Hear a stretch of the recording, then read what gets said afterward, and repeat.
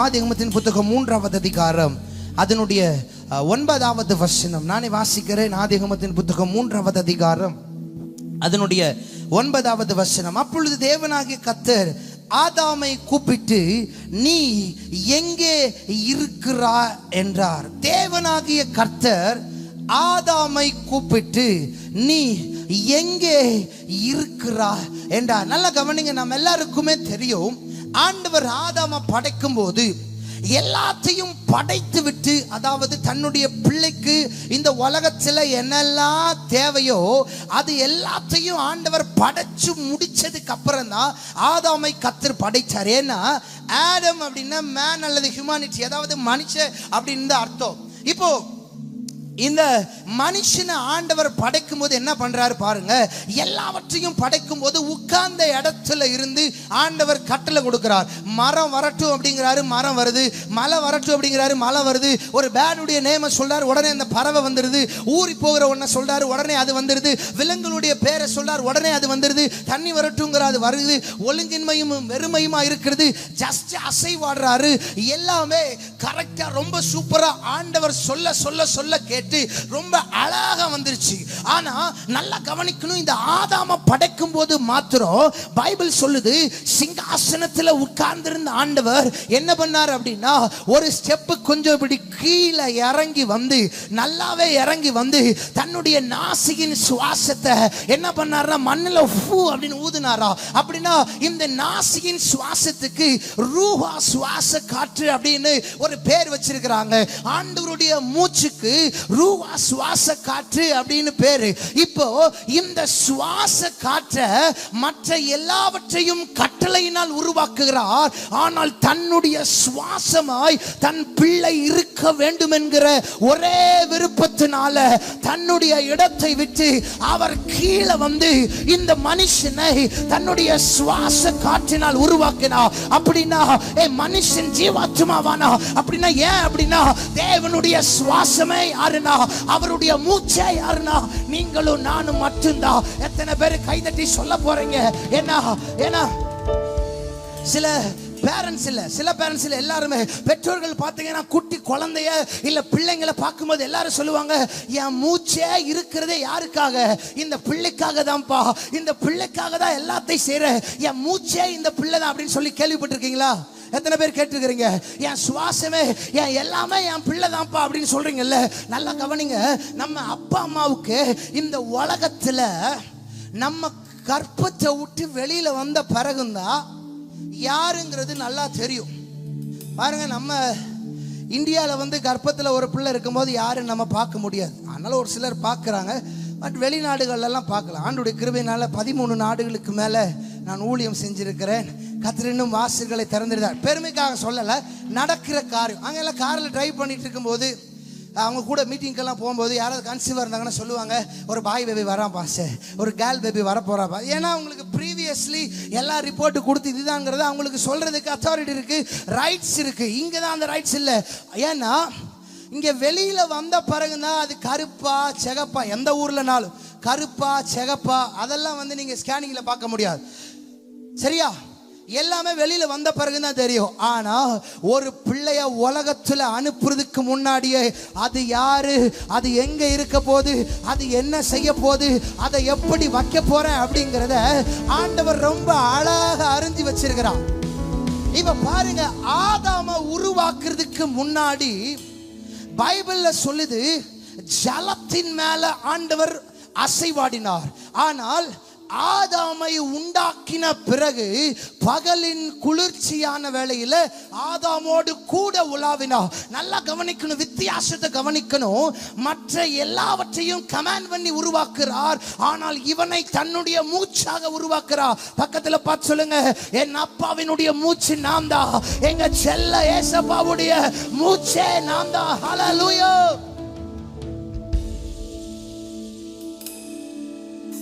ஆதாம படைச்ச உடனே ஜலத்தின் மேல அசைவாடிச்சு ஆண்டவர் இப்ப என்ன பண்றாருன்னா தோட்டத்துக்கு உள்ள வர விரும்புகிறா.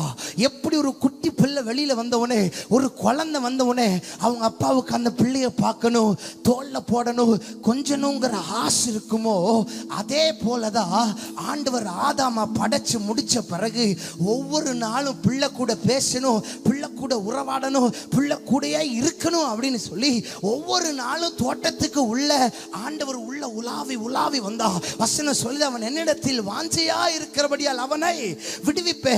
அப்ப பிள்ளை எவ்வளவு பாசமா இருக்கோ, சரி தகப்பன் எவ்வளவு பாசமா இருக்கிறாரோ, அது போல பிள்ளையும் அவருடைய மார்பில் இருக்கணும், அவர் கொஞ்சணும்னு ரொம்ப ஆசைப்பட்டதுனால ஒவ்வொரு நாளும் வருவார். எதை விட்டுட்டு வருவார்னா, வேதம் சொல்லுகிறது பரலோகத்தில் சேராபீன்கள் அவரை ஆராதிக்கிறார்கள். எப்படி ஆராதிக்கிறாங்க?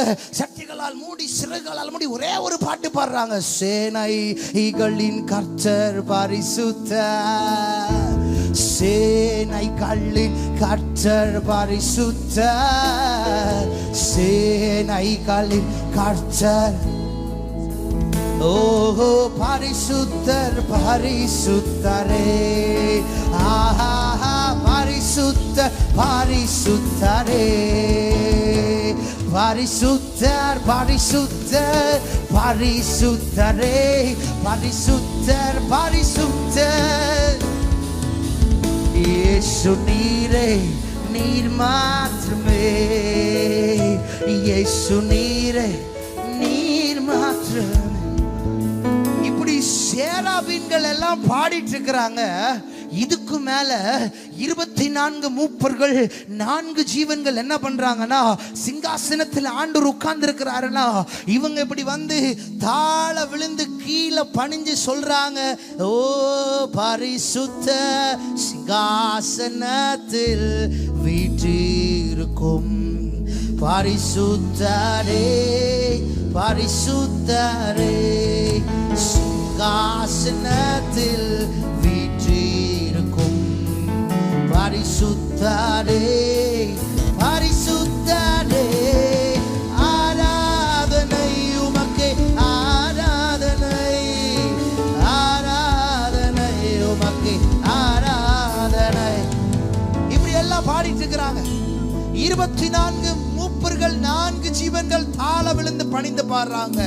ஆனா அது எல்லாவற்றையும் விட ஆண்டவர் எதை விரும்பினார் என்று சொன்னார், யாரை தன்னுடைய சாயலா, தான் எப்படி அழகா இருக்கிறனோ, தான் எப்படி 10,000களில் சிறந்தவராய் இருக்கிறனோ, தான் எப்படி பூரண அழகுள்ளவரா இருக்கிறனோ, அதே போல தம்முடைய சாயலால் படைக்கப்பட்டு தன் பிள்ளையோடு கூட உலாவும்படி வசிக்கும்படி அவர் எப்பொழுதும் விரும்பிக் கொண்டேதான் இருந்தார்.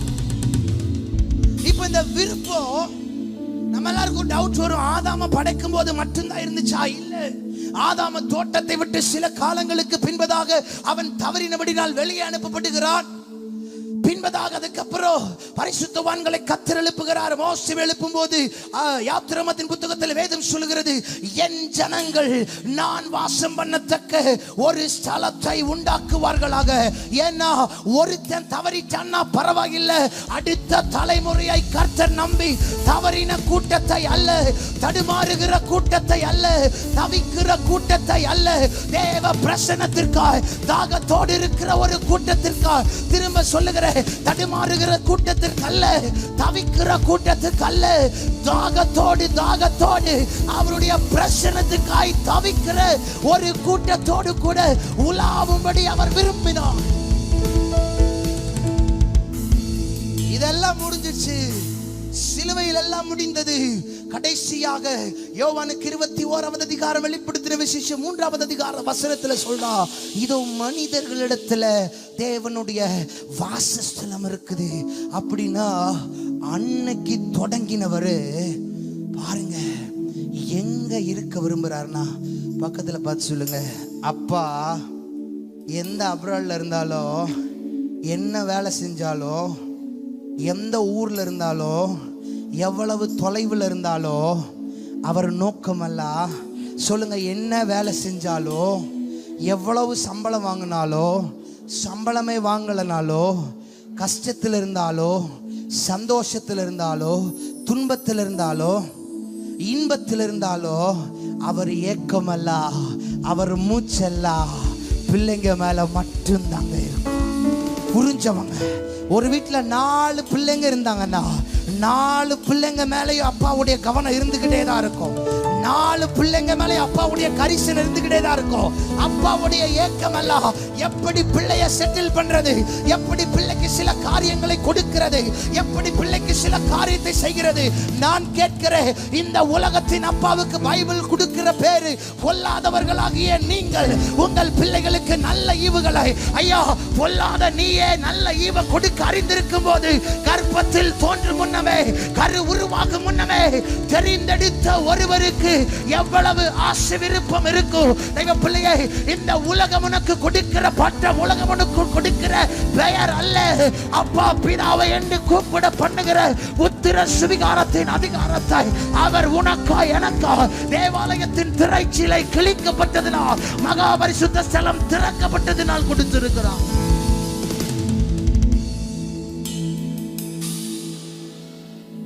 இப்படிதாங்க உங்களையோ என்னையோ ஆண்டவர் மூச்சா நினைக்கிறார்.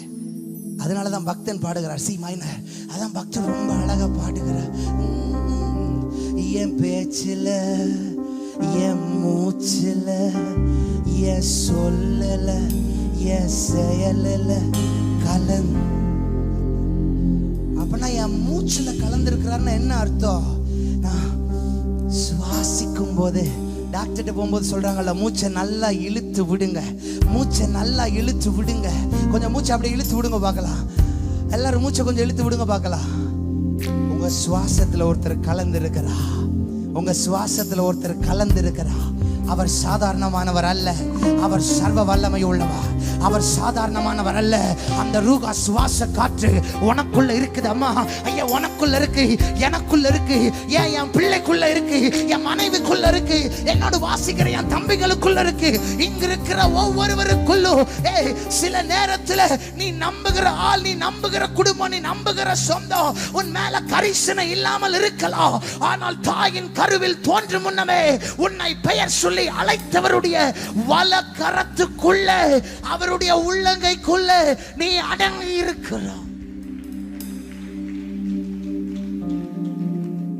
ஆண்டவர் உருவாக்கணும்னு கையெடுத்து பார்த்திருப்பா, கைக்குள்ளேயே போட்டு தம் பிள்ளைய அரவணைச்சு வச்சிருப்பா, தம் பிள்ளைய தோல்லையே போட்டு வச்சிருப்பா. ஒவ்வொரு நாளும் ஆண்டு இறங்கி வர்றார்.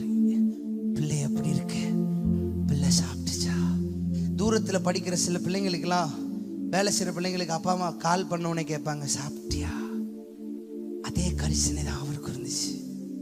இறங்கி வந்தாள், ஒவ்வொரு நாள் வருகிறார். ஆதாமும் அப்படிதான் இருக்கிறான், நல்லா ஆராதிக்கிறான், நல்லா பாடுறான். விலகாத மேகம் நீ, முன் செல்லும் மேகம் நீ, ஆவியானவரே, அன்பின் வல்ல ஆவியானவரே, தெளிவின் ஆவியானவரே, அன்பின் ஆவியானவரே, எனையாளும் நன்றி ஐயா. இப்படி பிள்ளை பாடுது. உடனே தோட்டத்துக்குள்ள அப்பா கால் எடுத்து வச்சோன்னு என்ன பாடியிருப்பார் தெரியுமா? என்னாலே நீ மறக்கப்படுவதில்லை, என் வார்த்தை மாறுவதே இல்லை, உன்னை கை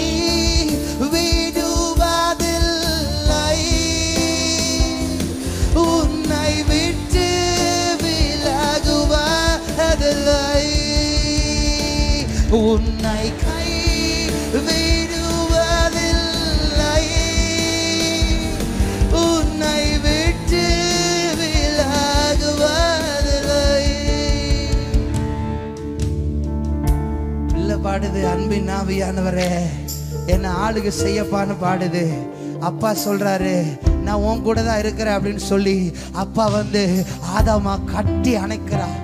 சோ இப்படி ஒவ்வொரு நாளும் தகப்பன் பிள்ளை உறவானது நாளுக்கு நாள் பலப்பட்டு கொண்டே இருக்கிற தெய்வ பிள்ளையே, நம்முடைய ஆவிக்குரிய வாழ்க்கையில ஏதோ ஆண்டவர் நம்ம வாழ்க்கையில செயல்படணும் அப்படின்னு நாம் விரும்புகிறது மட்டுமல்ல, நம்ம விரும்புகிறது விருப்பத்தோடு கூட இருந்து விடக்கூடாது. மாறாக அவர் நம்முடைய வாழ்க்கையில தொடர்ச்சியாக செயல்பட வேண்டுமானால் தேவன் விரும்புகிற சில காரியங்களை நம்ம செய்யணும். ஒரு ஆமென் சொல்லிருங்களே, ஒரு ஆமென் சொல்லிருங்களே.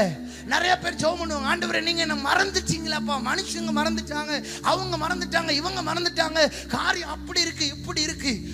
ஆதாம் நல்லா இருந்தா, தேவனுடைய சுவாச காற்றினால் படைக்கப்பட்டவன், ஆண்டவருடைய நிழலுக்குள்ள ரொம்ப அழகாக இருந்தா, கத்திரிவன் தனியா இருக்கிறது நல்லதில்லையே அப்படின்னு சொல்லி பிள்ளைக்கு ஏற்ற துணையை கூட உண்டாக்குனா, எல்லா காரியத்தையும் ஆண்டவர் அதின் நேரத்தில் கரெக்டா செட்டில்மெண்ட் பண்ணிட்டே வந்தார். ஆமென் சொல்லிருங்களே. பக்கத்துல பார்த்து சொல்லுங்க, எந்த டைம்ல உங்க வாழ்க்கையில எதை செட்டில் பண்ணணுமோ ஆண்டவர் அதை கரெக்டா செட்டில் பண்ணுவார். ஒரு ஆமென் சொல்லுங்க சத்தமா. எதை செட்டில்மெண்ட் பண்ணணுமோ ஆண்டவர் அதை கரெக்டா செட்டில்மெண்ட் பண்ணுவா. பாருங்க, சிலுவைக்கு போகும்போது கூட மரியாள் கீழே நின்று அழுதுட்டு இருக்காங்க. ஏன்னா என்ன பரிசுத்தாவினால பிறந்தது, ஆனால் 10 மாதம் சுமந்து இருக்கிறா. இன்னொன்னு 30 வருஷம் பிள்ளைய பாதுகாத்து கரம் பிடிச்சு நடத்தி இருக்கிறா. பண்டிகையில தொலைஞ்சப்ப இயேசுவை தேடி அலைஞ்சிருக்கிறா. இப்ப என்னதான் இருந்தாலும் அம்மாவுக்கு என்ன பண்ணோம், ஒரு வேதனை இருக்கும். அந்த செட்டில்மெண்ட கூட எங்க பண்றாரு தெரியுமா? வேதம் சொல்லுகிறது, முட்கிரீடம் சூட்டப்பட்ட பிறகு, அண்டைய யூத கலாச்சாரத்தில் ஒரு மனிதனுக்கு முட்கிரீடம் சூட்டப்பட வேண்டுமானால் தம்மூஸ் என்று எழுதப்படுகிற எபிரேய பதத்தின் அந்த மரத்துக்கு அவன் கொண்டு வரப்பட வேண்டும். அந்த மரத்துக்கு கொண்டு வந்த பிறகு தலையில் முட்கிரீடம் வைத்து விட்டால் கீழே சாய்வதற்கு வழியே கிடையாது. அப்படின்னா வேதனையின் மத்தியில கீழே குனிஞ்சு மரியாதை பார்த்து சொல்லாரு, அதோ உன் மகன், இதோ உன் ஸ்பாட் செட்டில்மெண்ட் எந்த டைம்ல பண்ணணுமோ அந்த நேரத்தில் அப்பா பண்ணி விடுகிறான். நான் பார்க்கிறேன் இந்த காலை வேளையில சிலருக்கு சில காரியங்கள்ல ரொம்ப நாளா செட்டில்மெண்ட் பண்ண முடியாம ஏக்கத்தோடு தவித்து கொண்டிருந்த உனக்கு ஒரு நேரத்தை கொடுத்திருக்கிறான். ஆரம்பத்தில் சொன்னதை போல வாக்கு பண்ணினதை கரங்களினால் சுதந்திரித்துக் கொள்ளுகிற ஒரு நாட்களை, ஒரு டைம் என் ஆண்டவர் முன்வழியாய் கடந்து வர பண்ணுகிறான். Come on, receive it somebody.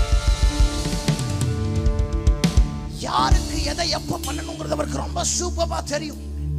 ஆதாமுக்கு கரெக்டா என்ன எல்லாம் பண்ணணுமோ அதெல்லாம் பண்ணிட்டே வர்றா.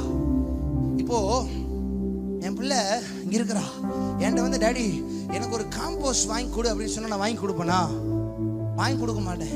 ஆனால் அதே அவள் 10th ஸ்டாண்டர்டோ 11th ஸ்டாண்டர்டோ வரும்போது எங்கள் சார் எனக்கு, எங்கள் மிஸ் எனக்கு ஜாமெட்ரி பாக்ஸ் வாங்கிட்டு வர சொல்கிறாங்கன்னா என் கடமை என்ன சொல்லுங்க சொல்லுங்க? வாங்கி கொடுக்கணும்.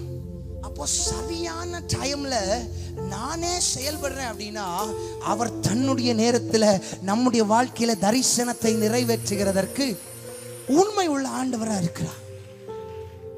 ஆனா இப்படி இருக்கும்போது திடீர்னு சொல்லி நன்றாய் போய்கொண்டிருந்த உறவுல ஒரு விரிசலை உண்டாக்கி சர்ப்பமானது ஏவாளை வஞ்சித்து கடைசியாக ஆதாமையும் வஞ்சித்து என்ன நடக்குதுன்னா, தோட்டத்துக்குள்ள எப்பொழுது உள்ள வரும் பொழுதோ, ஆதாமே, என் செல்ல பிள்ளையே, என் கண்மணியே,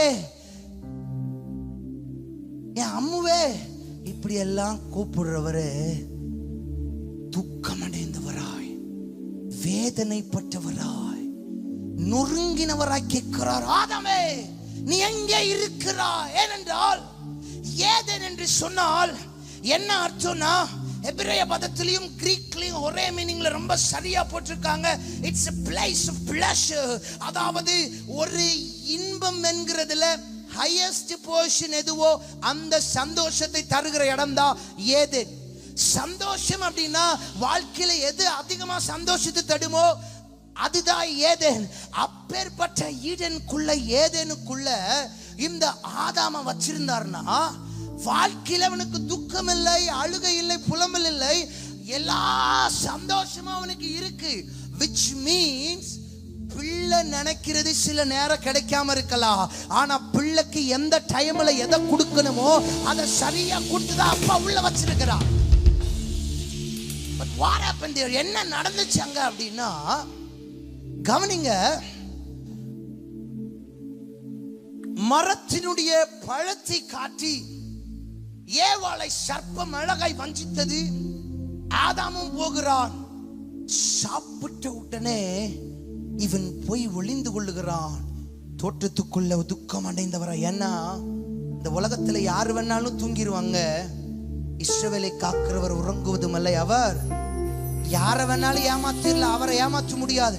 லூக்கா எழுதின சுவிசேஷம் 11வது அதிகாரம் வேதம் சொல்லுகிறது, சிநேகிதன் ஒருவன் ராத்திரியில வழி பிரயாணமாய் வந்து கதவை தட்டுகிறான். அப்ப வீட்டுக்குள்ள இருக்கிற அந்த அப்பா எழும்பி வந்து சொல்றாரு, இங்க பாரு என் பிள்ளைங்க படுத்திருக்கிறாங்க அப்படின்னு வசனம் சொல்லுது. இப்போ பிள்ளைங்க படுத்திருக்கிறாங்கன்னா எழும்பி வந்து கதவை தகப்பன் எப்படி தட்டினாரு? என் கேள்வி அதுதான். பிள்ளைகள் என்னோடு கூட படிச்சிருக்கிறார்கள். இன்னொரு வேர்ஷன்ல போடுங்க, they were asleep ன்னு போட்டிருக்காங்க. அவங்க தூங்கிட்டு இருக்காங்க. தகப்பன் எப்படிங்க வெளியே வந்தாரு? Because அப்பா தூங்குறவர் கிடையாது, உறங்குறவர் கிடையாது. இன்னைக்கு பாருங்க, நம்ம இங்க உட்கார்ந்து நல்ல ஆண்டவரை துதிச்சு பாடி வசனத்தை கேட்டுட்டு இருக்கிறோம். அமெரிக்கால ஒரு குரூப் தூங்கிட்டு இருக்காங்க. யூகேல இப்பதான் கொஞ்சம் ஏர்லி மார்னிங், யூரோப்லாம் ரீஜன்லாம் இப்பதான் வருது எல்லாம் இப்பதான் கொஞ்சம் கொஞ்சம் அப்படியே வேக்கப்பிங் பொசிஷனுக்கே வர்றாங்க. ஆண்டு இங்கே உலாவறாரு, அவங்க மத்தியிலே உலாவணும். நம்ம தூங்கலாம், பிள்ளை தூங்கலாம், அவர் தூங்குறவர் இல்லை. அப்படின்னா எல்லா நேரமும் நம்மளை கண் கூடாக பார்த்து கொண்டே தான் இருக்கிறார். ஆமென் சொல்லுங்களேன், ஒரு ஆமென் சொல்லுங்களேன். 24x7 நம்மளை பார்த்துட்டே தான் இருக்கிறா. நம்ம போகிற சூழ்நிலையை பார்த்து சிரிக்கிறவர் அல்லங்க. எந்த டைம்ல எப்படி செய்யணுங்கிறது அவருக்கு தெரியும். யோபு எழுதுறாருல, நான் போகும் வழியை அவர் அறிவார். அறிந்தார்ல இல்ல, அறிவார். நான் போகும் வழியை அவர் அறிவார். He knows everything of me. என்ன குறிச்சு எல்லாமே அவருக்கு ரொம்ப தெளிவா தெரியும். அப்ப ஏதோ பார்த்துட்டு இந்த நடுவழியில விட்டுட்டு சிரிக்கிற ஒரு ஆண்டவர் அல்ல. என் சூழ்நிலையின் நடுவாக உலாவி எனக்கு எப்ப எதை செய்யணும், என்னை எந்த இடத்துல எப்படி வைக்கணுங்கிறதுல உண்மையா எனக்காக பிதாவினிடத்துல பரிந்து பேசுகிற ஒரு நல்ல தகப்பு. ஆனால் ஆண்டவர் ஒன்ன செய்யாதன்னு சொல்லும் போது இவன் அதுல கால் எடுத்து ஆதாம் வச்சதுனால என்ன நடந்ததுன்னா, இவன் போய் ஒளிந்து கொண்டிருக்கிறான். ஆண்டவர் கேட்கிறாரு, ஆதாமே நீ எங்க இருக்கிறாய் அப்படின்னா, என்னுடைய கேள்வி என்னன்னா, தேவன் வைத்திருக்கிற இடத்தில் இன்றைக்கு சபை, அவருடைய சரீரமாகிய சபை ஆண்டவர் வைத்திருக்கிற இடத்தில் இருக்கிறதா, இல்லை தேவன் விரும்பாத ஒரு இடத்தில் இருக்கிறதா? ஆதாம் ஒளிந்து கொண்டிருந்தான். Adam was hiding himself. Where and when? எங்கே, எப்பொழுது, எதற்காக ஆதாம் ஒளிந்து கொண்டிருந்தா? எப்பொழுதும் அப்பா வந்தா ஓடி வந்து கட்டி பிடிக்கிற பிள்ளை இப்போ ஏதோ ஒரு மூலையில போய் ஐயோ அவர் வராரா அப்படின்னு சொல்லி ரொம்ப தன்னை ஹைட் பண்ணிட்டு இருக்கிறான். ஆண்டவருக்கு எதுவும் தெரியாமல இல்லைங்க. அவர் வந்து கேட்கிறார், வாலிப தம்பி தங்கச்சி நீ எங்க இருக்கிற, நீ எங்க இருக்கிற? ஆதாம் 3 இடங்களில ஒளிந்து கொண்டிருந்தான். இன்னைக்கு தேவன் நாம் ஒளிந்து கொண்டிருக்கிறவர்களாய் அல்ல, இங்கதான் பிரசங்க தொடங்குறேன், டக்குன்னு சீக்கிரம் முடிச்சிடுறேன். நாம் ஒளிந்து கொண்டிருக்கிறவர்களாய் அல்ல, ஆண்டவர் எப்படி விரும்புகிறார் ஆனால் நாம் கிருபாசன தண்டைக்கு ஓடி வருகிறவர்களாக இருக்க வேண்டும் என்று சொல்லி தேவன் விரும்புகிறார். ஆமென் சொல்லுங்களேன். என்னுடைய பிரசங்கத்துக்கு தலைப்பு இப்படி கொடுக்கலாம் என்று நினைக்கிறேன். ஒளியாதே, ஓடி வா. பக்கத்துல பார்த்து சொல்லுங்க, ஒளியாதீங்க. சொல்லுங்க, ஒளியாதீங்க, ஓடி வந்துருங்க. சொல்லுங்க, ஓடி வந்துருங்க. பழைய ஏற்பாட்டு நாட்கள்ல கிருபாசன தண்டையில கிருபாதார பலி கொடுக்கணும்னா கட்டைகள் காலையெல்லாம் வேணும். ஆனா புதிய ஏற்பாட்டு காலத்துல நீங்களும் நானும் தான் அந்த பலி. ஒரு ஆமென் சொல்லுங்களேன். அதான் ரோமர் 12:1 விடுதலை, உங்கள் ஆவி ஆத்துமா சரீரம் முழுவதையும் அவருக்கு பிரியமான பலியாக ஒப்பு கொடுக்கிறதா புத்தி உள்ள ஆராதனை. ஆதாம் தன்னை ஒளித்துக் கொண்டிருந்தான். எங்க ஒளிச்சிட்டு இருந்தான்? இன்னைக்கு மனுஷன் சந்தோஷமாய் ஏதேனுடைய நிலத்தை பண்படுத்தி, அதாவது தேவனுடைய திட்டத்தை சரியாய் தன்னுடைய வாழ்க்கையில நிறைவேற்றுவதற்காக தான் உண்டாக்கப்பட்டான். ஆமென் சொல்லுங்களேன். இந்த உலகத்துல கர்த்தர் நம்மை வைத்திருப்பது ஏதோ உலகத்திற்காக வாழ்ந்து மடிக்கிறதற்காய் அல்ல, இல்ல உலகத்தானை போல மாறுகிறதற்காய் அல்ல. ரட்சிப்பின் வஸ்திரம் நமக்கு கொடுக்கப்பட்டது. ஏதோ அவங்க அப்படி இருக்காங்க, இவங்க அப்படி இருக்கிறாங்க, அதனால நானும் அப்படித்தான் இருக்கணுமா? No, never. அதுக்காக ஆண்டு உண்டாக்கல. இந்த உலகத்துல இருக்கிற ஒவ்வொரு மனுஷனும் தேவனுடைய பிரதான திட்டத்தை நிறைவேற்றி முடிக்க வேண்டும் என்கிறதற்காக. இன்னைக்கு இருக்கிற சில தலைமுறையை பார்க்கும் போது என்னன்னா, வளர்ந்ததெல்லாம் சின்ன வயதுல இருந்து சபையில சேர் போட்டு பாய் போட்டு கிட்டார் தொடச்சி கிட்டார் வாசிச்சு, கீபோர்டு தொடச்சி கீபோர்டு வாசிச்சு, கேரல் ரவுண்ட்ஸ்ல கிட்டாரை தூக்கி, அதுக்கப்புறம் பாட்டு எழுதி, அதுக்கப்புறம் சீடி ரிலீஸ் பண்ணி, அதுக்கப்புறம் சாஃப்ட்வேர் என்ஜினியரா ஒர்க் பண்ணி நல்ல ஜாப் ஆர்டர் கொடுத்து, அப்புறமா கத்திரனை முழு நேரம் ஊழியத்துக்கு அழைச்சப்ப நான் ஊழியத்திற்கு வந்தேன்.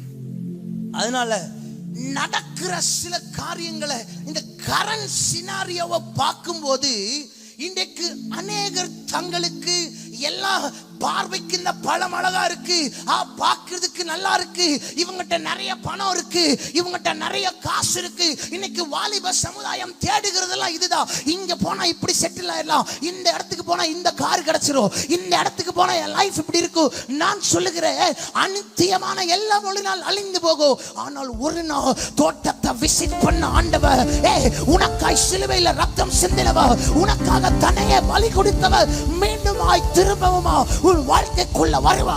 அப்பொழுது உன்னை பார்த்து கேட்பா, எனக்காக நீ என்ன செய்தா? ஆதாமே, நீ எங்கே இருக்கிறாய்? ஆண்டவரே, பார்க்க பியூட்டிஃபுல்லா இருந்தது, அதனால நான் வளர்ந்த ஆவிக்குரிய நிலைமையை விட்டுட்டு உலகத்தை பார்த்து ஓடிட்டேன். ஆவிக்குரிய வாழ்க்கையில எப்பொழுது என்ன ஜெபம் பண்ண சொல்றாங்க, என்ன முழங்கால் போட சொல்றாங்க, என்ன பைபிள் வாசிக்க சொல்றாங்க, என்ன சாட்டர்டே நான் ஃபாஸ்டிங் பிரேயர் வர சொல்றாங்க. ஆனா அங்க அப்படி இல்ல. நல்ல சாப்பாடு கிடைக்குது, நல்ல ரோமிங் பண்ற, நல்ல சுத்துற, எல்லாம் எனக்கு கிடைக்குது. இளம் தலைமுறை எல்லாம் இன்னைக்கு எதிர்பார்க்கிற காரியம் இதுதான். ஏன்னா சத்தியத்தை பேசிக் கொண்டிருந்த, சத்தியத்தை அறிவித்த பல தகப்பன்மார்கள் இல்லை. ஆனா உண்மையா அருமையான அன்பு தகப்பனாருக்காய் போதகருக்காய் கர்த்தருக்கு நன்றி செலுத்துகிறேன். இன்னும் சிலரை மலையில காண்பிக்கப்பட்ட மாதிரியின்படியே செய்ய எச்சரிக்கையாய் இருப்பதற்கு என் தாசனாகிய மோசே கற்பித்தவைகளை செய்ய அடுத்த தலைமுறை எச்சரிக்கையாய் இருப்பதற்கு கர்த்தர் சில தகப்பன்மார்களை தேசத்தில் வைத்திருக்கிறார். அவர்கள் வழி காண்பிக்கும்படியாக.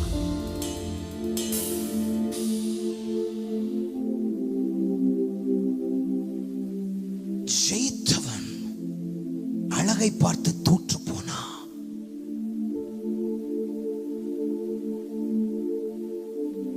யுத்த களத்தில் ஜெயித்தவன் தாவீது, யுத்த களத்தில் கோலியாத்தை அடித்தவன், ஆடுமைத்து அரசனானவன் சரீர அழகை பார்த்து அழிந்தான், தோற்று போனான்.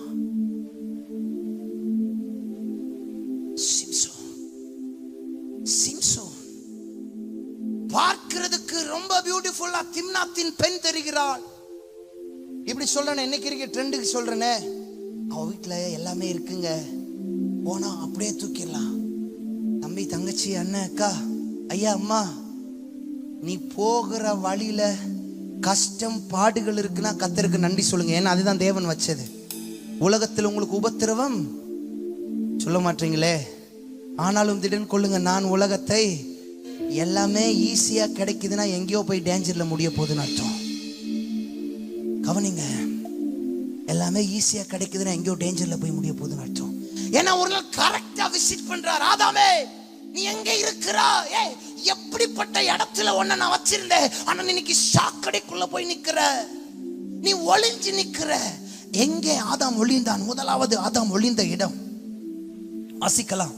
8வது வசனம். பகலின் குளிர்ச்சியான வேளையிலே தோட்டத்தில் உலாவுகிற கர்த்தருடைய சத்தத்தை அவர்கள் கேட்டார்கள். அப்பொழுது ஆதாமும் அவன் மனைவியும் தேவனாகிய கர்த்தருடைய சந்நிதிக்கு விலகி, எதை விட்டு விலகுனாங்க? முதல்ல எதை விட்டு விலகுனாங்க? தேவ பிரசன்னத்தை விட்டு பிசாசு தூரப்படுத்தி ஒழிச்சு வச்சிட்டான். 3 நாளைக்கு முன்பதாக, நேற்று வரைக்கும் இந்த பிரசங்கத்தை நான் எடுத்தேன். 3 நாள். நான் எப்பவுமே ஒரு ப்ரீச்சிங் ரெஃபர் பண்ணும்போது நான் பயங்கரமா ரெஃபர் பண்ணுவேன். அப்போ 3 நாள் இதை நான் உட்கார்ந்து எடுத்தேன். தேவ சமூகத்தில் போராடி கேட்டேன், ஆண்டவரே கரண்ட் சினாரியோக்கு நான் என்ன பேசணுங்கிறது எனக்கு சொல்லி கொடுங்க. ஏதோ என்கிட்ட 100 பிரசங்கம் இருக்கு, 50 பிரசங்கம் இருக்கு, அப்படிலாம் இல்லை. கரண்ட் சினாரியோ, எழுப்புதல் வாலிபர் ஆராதனைன்னு போட்டிருக்கிறாங்க. நான் சபைக்கும் பேசணும், வாலிபர்களுக்கும் பேசணும், எனக்கு சொல்லி கொடுங்க. தேவ சமூகத்தில் மணிக்கணக்காய் உட்கார்ந்த போது ஆண்டவர் எனக்கு காட்டி கொடுத்தார். முதலாவது, ஏன் ஆண்டவருக்கு சில காரியம் இவன் மேல ஒரு மாதிரி வந்துருச்சு அப்படின்னா, எதை விட்டு ஓடி ஒளிகிறானா, தேவ பிரசன்னத்தை விட்டு ஓடி ஒளிகிறான். கவனிங்க, நம்முடைய வாழ்க்கையில ஆண்டவருக்கு பிரியமில்லாத சில காரியத்துக்கு இடம் கொடுக்கும் போது அது நம்மை எதை விட்டு விலக செய்கிறதனால் தேவனுடைய பிரசன்னத்தை விட்டு விலக செய்கிறது. எரேமியா 29:11 வாசிக்கிறோம், நீங்கள் எதிர்பார்க்கும் முடிவை நான் உங்களுக்கு கொடுக்கும். ஆனா இங்கிலீஷ்ல இப்படி போட்டிருக்காங்க, for I know the plans that I have for you, declares for you not to harm you, plans to give you hope and a future. நீ எதிர்பார்க்குங்கிறது தமிழ், ஆனா இங்கிலீஷ்ல சொல்றது நான் உனக்கு வச்சிருக்கிறது. அப்படின்னா மேலான திட்டங்கள், மேலான மகிமையை, மேலான ஆசீர்வாதத்தை, மேலான செழிப்பை, மேலான எல்லாவற்றையும், ராஜவஸ்திரத்தை எல்லாத்தையும் அவர் எனக்காக வச்சிருக்கும் போது, ஏதோ ஒண்ணு என் கண்ணுக்கு நல்லா படுது அப்படிங்கிறதுக்காக சுயத்துல இல்ல, யாரோ என்ன சொல்றாங்க, யாரோ என்ன தூண்டுறாங்க அப்படிங்கிறதுக்காக நான் கொஞ்சம் திரும்பி பார்த்து அதை நோக்கி போவேனால், போகும்போதெல்லாம் கொஞ்சம் நல்லா தான் இருக்கும். நேற்று பாருங்க, ட்ரெயின்ல நாங்க ஏறும்போது ஒரு இன்சிடென்ட் நடந்தது. ஒரு 2 பேர் எங்க இடத்துல வந்து ஒரு டிக்கெட்டை காட்டி ஆண்டி நம்பி கேட்டாங்க, இந்த டிக்கெட் திருச்சி போறதுக்கு இந்த ட்ரெயின் போகல, எங்க போகணும்? நாங்க சொன்னோம், இது பேக் சைட் கம்பார்ட்மெண்ட், பின்னாடி போங்க. 2-3 பேர்கிட்ட கேட்டிருக்கிறாங்க. டிடிஆரே சொல்லியிருக்கிறாரு முன்னாடி போங்க அப்படின்னு. போகும்போது நாங்களும் சொன்னோம் 3 நிமிஷம் தான் இருக்கு, சீக்கிரம் போங்க. ட்ரெயின் கொஞ்சம் பிச் மூவ் ஆன உடனே பின்னாடி இருந்த அந்த சகோதரன் அந்த பெண்ணை ஏறு, பிள்ளைங்களை கூப்பிட்டு நான் பின்னாடி ஏறுறேன் அப்படின்னு சொல்லியிருக்கா. தூண்டுறவன் அப்படிதான் தூண்டுவா. என்ன நடந்துச்சு? 2 நிமிஷத்துல எடுத்த ட்ரெயின் டக்குன்னு நின்றுச்சு. என்னன்னு பார்த்தா கேட்ட சகோதரி ட்ரெயினுக்குள்ள உள்ள விழுந்துட்டாங்க. fraction of second. நைட் நம்ம டிடிஆர் கேட்கும் என்ன சொன்ன, ஸ்ப்ரிங் டோட்டலா ஹிப் டோட்டலா உடைஞ்சிருச்சான். fraction of second. உன்னை தூண்டுகிற சில காரியத்தை உனக்கு பயங்கரமாய் காண்பிக்கிற ஒண்ணு அப்படின்னு தான் இருக்கும், ஆனால் அதன் முடிவோ மரண வழிகள்.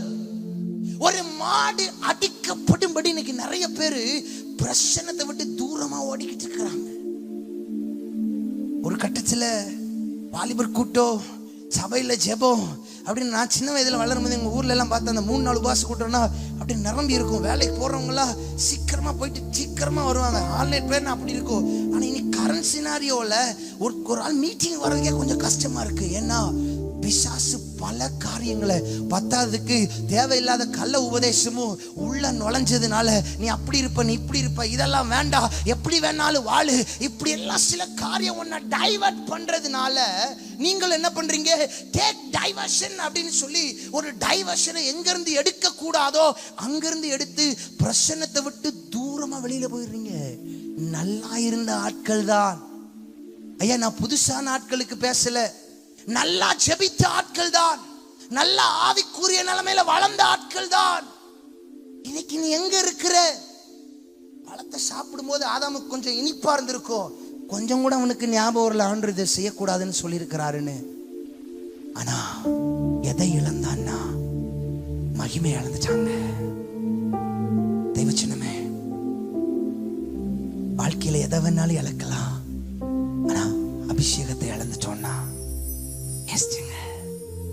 அபிஷேகம் நுகங்களை முறிக்கக்கூடிய வல்லமை நிறைந்ததா இருக்கிறார். மோசே கொலையாளி ஆயிட்டான். நல்ல கவனிங்க, கொலை நடந்த அதே இடத்துலதான் மோசே வளர்க்கப்பட்டார். எங்க ஆண் பிள்ளைகள் அழிக்கப்பட்டார்களோ இவன் மேல தேவன் வச்ச திட்டம், இவனை கத்தர் அங்கே ட்விஸ்ட வச்சு ஆண்டவர் அங்கே இவனை வளர்த்தார். எதா மாறக்கூடாதோ அதை மாறிடுறான், கொலையாளியா மாறிடுறான்.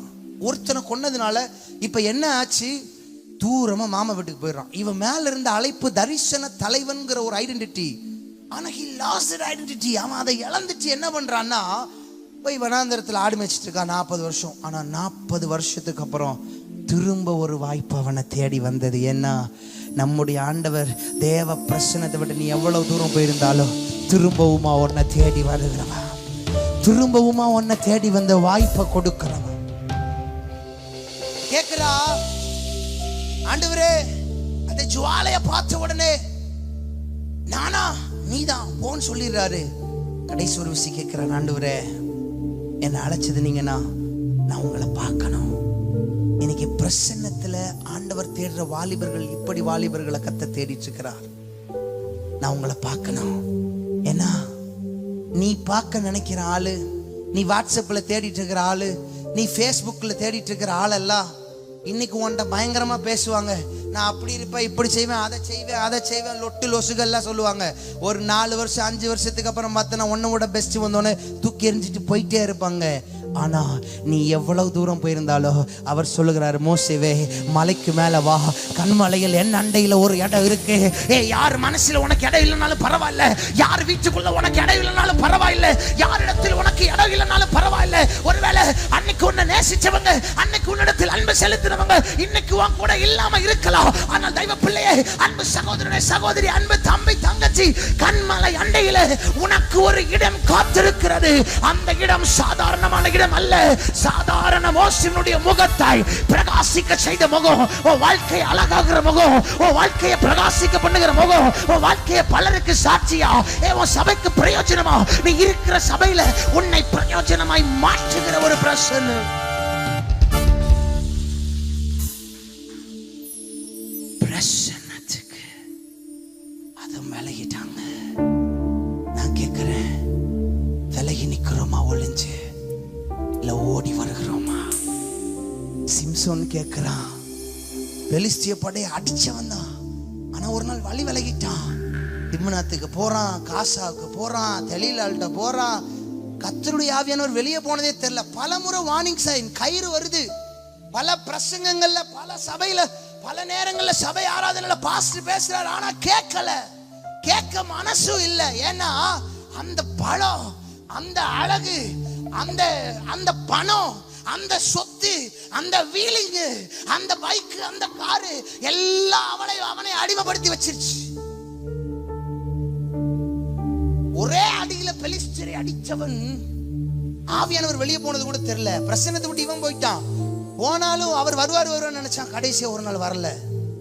நல்ல கவனிங்க, கிருபையை கொச்சப்படுத்துகிற ஒரு கூட்டத்துக்கு நான் இதை தான் சொல்ல விரும்புறேன். பேசலாம் எவ்வளவு நாட்கள் வேண்டுமானாலும், ஆனால் அது ஒரு நாள் உன்னிடத்திலிருந்து எடுத்து கொள்ளப்படும் போதுதான் தெரியும் ஆக்ஷனும் நடவடிக்கையும் உலகத்துக்கு ஒத்த மாதிரி இருக்கா, கர்த்தருடைய பிரசன்னத்திற்கு ஏற்ற பயபக்திக்குரியதா இருக்கிறதா.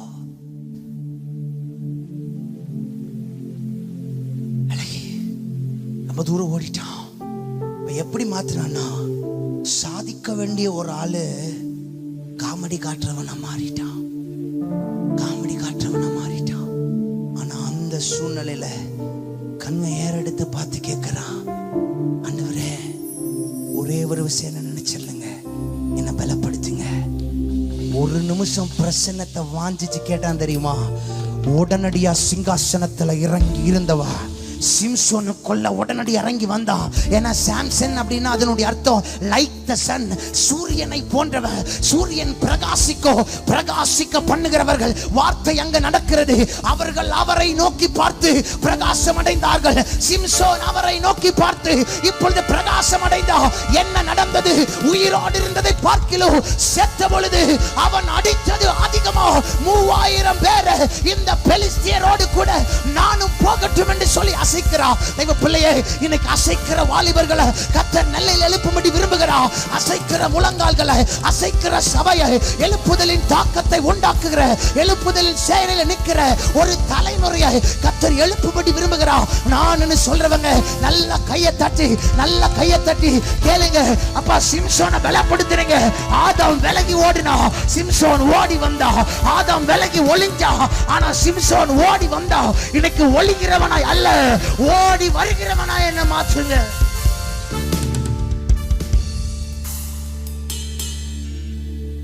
பிரச்சனைக்கு விலகி ஓடிடாதீங்க, ஓடி வந்துருங்க. பிரசன்னத்தை விட்டு. ஒளிந்தவன் இழந்தான், ஓடி வந்தவன் பெற்றுக்கொண்டான். யாரா இருக்க போறான்? யாரா இருக்க போறான்? ஒளிஞ்சவன் இழந்துட்டான், சுடரொளி பட்டயத்தை வச்சு துரத்திட்டாரு. ஆனா ஓடி வந்தவனை கர்த்தர் திரும்ப எழுப்புனா, திரும்ப கட்டினா. இன்னைக்கு ஒருவேளை உங்க ஜெப வாழ்க்கையில தூரம் போயிருக்கலாம், ஆராதனை விட்டு தூரம் போயிருக்கலாம், தேவ பிரசன்னத்தை தேவ திட்டத்தை விட்டு தூரம் போயிருக்கலாம், சபையில் நடக்கிற ஆக்டிவிட்டிஸ்ல இருந்து நீங்க பின்வாங்கி போயிருக்கலாம். ஓடி வந்துரு மகளே, ஓடி வந்துரு மகனே, உன்னை கொண்டுதான் மேலானவைகளை செய்ய போகிறா. பாயிண்ட் மாத்திர சொல்றேன். 2வது ஆதாம் எங்கே ஒளிந்தானால் 10வது வசனம், நான் தேவரீருடைய சத்தத்தை தோட்டத்திலே கேட்டு. தேவரீருடைய சத்தத்தை தோட்டத்திலே கேட்டு வசனத்தை வார்த்தையை விட்டு ஓடிறான். சங்கீதக்காரன் எழுதுகிறான், கர்த்தருடைய வேதத்தில் இரவும் பகலும் தியானமா இருக்கிற மனுஷன். ஒரு போதகர் கடந்த நாட்கள் என்னோடு பேசும்போது கவலைக்கிடமா சொன்ன ஒரு காரியம், அந்த நாட்கள் எல்லாம் காலையில் எழும்புனோடனே எல்லாரும் ஃபேமிலியாக தனிப்பட்ட ரீதியாக டிவோஷன் பண்ணுவாங்க. ஆனால் இன்னைக்கு பைபிளை படிக்கிற சில நல்ல வாலிபர்களை அடையாளம் காட்டி கொடுங்க பார்ப்போம் அப்படின்னாரு.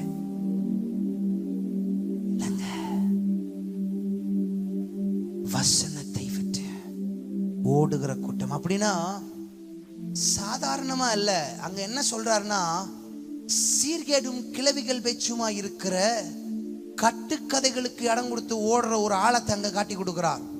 சபையே பரிசுத்தத்தின் வைராக்கியத்தை விட்டு, ஜெபத்தின் வல்லமையை விட்டு, முழங்காலை விட்டு உன்னை ஓட செய்கிற, எப்படி வேணாலும் நீ வாழு அப்படின்னு சொல்லுகிற சில தேவையில்லாத காரியமெல்லாம் சபைக்கு உள்ள வரும். அதுல போய் மாட்டி ஒளிஞ்சு நிக்காத, அதுல மாட்டாம நீ ஓடி உள்ள வந்துரு அப்படின்னு ஆர்டர் உனக்கு சொல்றாரு. இன்னைக்கு நிறைய பேர் அதுல மாட்டி ஒளிஞ்சிட்டு இருக்கிறாங்க. ஆண்டவர் சொல்றாரு, கர்த்தருடைய வேதத்தில் இரவும் பகலும் தியானமா. அடுத்துதான் சொல்றாரு, அவன் செய்வதெல்லாம் வாய்க்கும். சத்தியத்தை விட்டு வழி விலகாத ஒரு கூட்டம், சத்தியத்துக்காய் வைராக்கியமா நிக்கிற வாலிபர்கள். நீ என்ன வேணாலும் சொல்லி சிலைய வணங்க முடியாது, அவங்க வேணுங்க தேவராஜ்யத்துக்கு. யோசியா என்கிற ராஜாவை பத்தி எல்லாருக்கும் தெரியும். 8 வயது தான், 18 வருஷம் ஆளுகை செய்கிறான். அப்ப 18 + 8 = 26. 26 வருஷம் ராஜாவா இருக்கிறான். அவன் வாலிபன் தான், 26 வயசு வாலிபன் தான். ஆனா சாப்பான் என்கிற சம்பிரதியாகி அவனிடத்துல இல்கியா என்கிற ஆசாரியன் நியாயப்பிரமாண புஸ்தகத்தை கொடுத்து வாசிக்க சொல்லுகிறான். வாசித்த உடனே கவனிங்க, வாசிச்சது இல்கியா, சம்பிரதியாகிய சாப்பான், கொடுத்தது இல்கியா. ஆனா உணர்வடைந்தது யோசியா. ஒரு ராஜாவுக்கு வார்த்தையை கேட்டவனே, என் தேசத்துல காரியம் இப்படி இருக்கே அப்படின்னு சொல்லி ரட்டுடுத்தி கொண்டு அழுதானாம். இப்படி வாலிபர்கள் இன்னைக்கு இருக்க முடியுதா? இப்படி வாலிபர்களை பார்க்க முடியுதா? பிகாஸ் எல்லாரும் இன்றைக்கு தவறான உபதேசத்துக்குள்ள, சீர்கேடான கிளவிகள் பேச்சுக்குள்ள, கட்டு கதைக்குள்ள, சினிமாவுக்குள்ள, வேண்டாத காரியங்களுக்குள்ள, மொபைலுக்குள்ள ஒளிந்து கொண்டு கிடக்கிறார்கள். ஆண்டு சொல்றாரு, நீ யோசிவா மாதிரி ஓடி வா. 26 வயசா இருந்தாலும் உன்னை கொண்டு பெரிய காரியத்தை செய்வேன். கடைசியாக அவன் எதனால் ஒளிந்தானால், அதே வசனம், நான் தேவனுடைய சத்தத்தை தோட்டத்தில் கேட்டு நிர்வாணியாயிருப்பதினால் பயந்து ஒளிந்து கொண்டேன். பயந்து, முதலாவது பிரசன்னத்தை விட்டு விலகி ஓடி ஒளிந்தான். 2வது சரியான வார்த்தையை விட்டு விலகி ஓடி ஒளிந்தான். 3வது பயந்து ஒளிஞ்சான். அப்ப இந்த பயத்தை குறித்து 2 காரியம் நமக்கு தெரியும். ஒன்று, ஆண்டவருக்கு பயப்படுகிற பயம். அத கிரீக்ல எப்படி எழுதுறாங்கன்னா,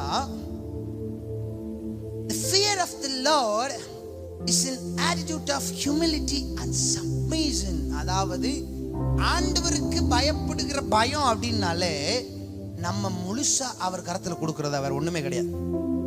அவர் என்ன சொல்றாரோ அதன்படி நான் செய்யணும். மரியாதை சொல்றாங்க, அவர் என்ன சொல்றாரோ அதன்படி செய்யுங்கள். வேலைக்காரங்களுக்கு சொல்றா, அவர் என்ன சொல்றாரோ அதுதான் என் வாழ்க்கை நடக்கணும், அதுதான் என் வாழ்க்கையில நான் செய்யணும்.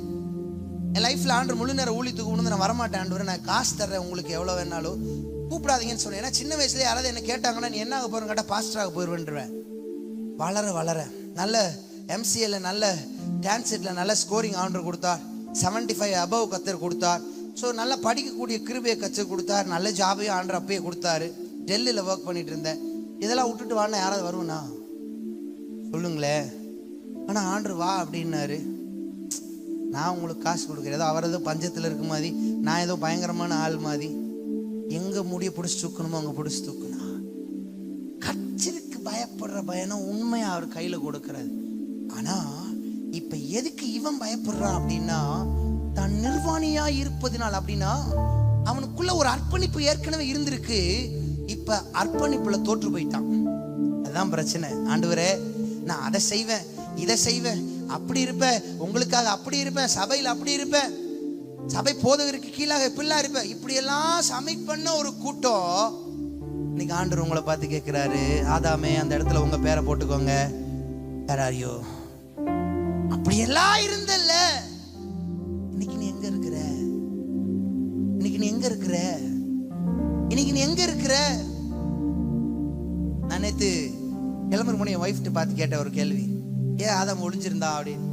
என்ன சொன்னா, அந்த பழத்தை அவனும் சேர்ந்து தானே சாப்பிட்டான். கரெக்ட். அப்ப நான் சொன்னேன், கரெக்ட், பழத்தை சாப்பிட்டது உண்மை. அதுக்கு பின்னாடி ஒரு 3 காரியம் உள்ள இருக்கு. இந்த பழத்தை ஏன் சாப்பிடக்கூடாதுன்னு சொன்னார்னா இதுதான். சாப்பிட்டா பிரசனத்தை விட்டு போயிருவ, வசனத்தை விட்டு தூரம் போயிருவ, உன் அர்ப்பணிப்பை விட்டு நீ வெளியே போயிருவ. தகப்பனுக்கு தெரியுங்க பிள்ளைக்கு எதை கொடுக்கணும் அப்படிங்கிறது. தகப்பனுக்கு தெரியும் பிள்ளை எங்க வைக்கணுங்கிறது. உன்னை புழுதியில குப்பையில வைக்கிறது அவருடைய சித்தம் அல்ல. உன்னை ராஜாக்களோடும் பிரபுக்களோடும் வைக்கிறது ஆண்டவருக்கு பிடிச்சி. உன்னை குறித்த மேலான திட்டங்களை, மேலான தரிசனங்களை வைத்திருக்கிறார். அதை சுதந்திரித்துக் கொள்ள போகிற ஒரு கூட்டமாய் ஓடி வருகிறவளா இருக்க போகிறோமா, ஒளிந்து கொள்ளுகிறவளா இருக்க போறோமா? கண்களை மூடிக்கொள்ளலாம்.